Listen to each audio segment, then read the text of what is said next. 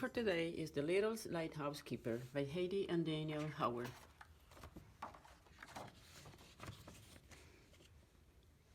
Henry loved to be by the sea. He loved the smell and the sound of the ocean. He lived in a lighthouse by the bay and helped the old lighthouse keeper.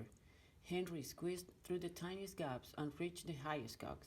The lighthouse ran like clockwork. In return for all his hard work, Henry's stomach was always full and his nest was really cozy.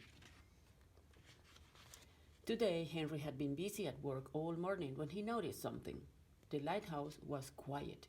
The only sound was the tick-tock of the old keeper's clock. Henry scampered downstairs. The lighthouse keeper had gone. All he had left was a note saying, "Gone to the dentist." But he had forgotten one very important thing. Henry could not read. Henry climbed sadly back to his nest. Tap, tap, tap. A puffin was tapping on the glass. "Are you hungry?" she asked. "I wasn't sure if you ate fish like me, so I brought you this." Henry pushed open the window. What a feast! Berries, nuts, and seeds. "Oh, thank you," said Henry. "This is perfect. I was so hungry." With a full stomach and a new friend, Henry returned to his chores.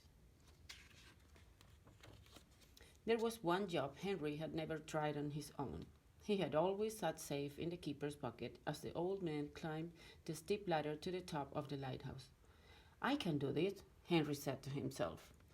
Looking up, it all seemed so scary. Henry's paws were trembling. They slipped and Henry fell. Henry's eyes were tightly shut. He was scared to open them. He felt he was floating. "Hello," said a gentle voice. Henry slowly opened one eye. There was a spider, glossy black with bead-like eyes. "My web caught you," she said. "Where were you going?" "To the lamp at the top of the lighthouse," Henry replied. "I need to check it is working." "I will climb with you," said Spider. Henry was still chatting to his new friend as he reached to the top. The sky grown dark and the ship was sounding its horn. "I need to switch it on," Henry cried. "What?" asked Spider. "The light," Henry called. "It will guide the ship." Henry pulled and pulled as hard as he could. Click! Nothing happened. The lighthouse was still dark.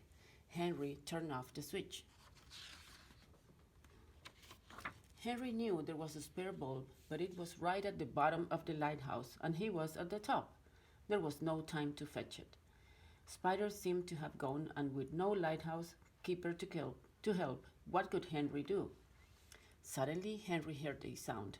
Puffin fluttered above him, with Spider dangling from a silvery strand. "Come on," said Spider. "I have a plan that might just work, and I have brought some help." The plan was simple. Henry and Spider climbed onto Puffin's back, and down she flew. Spider span a web, and they put the spare bulb safely in it.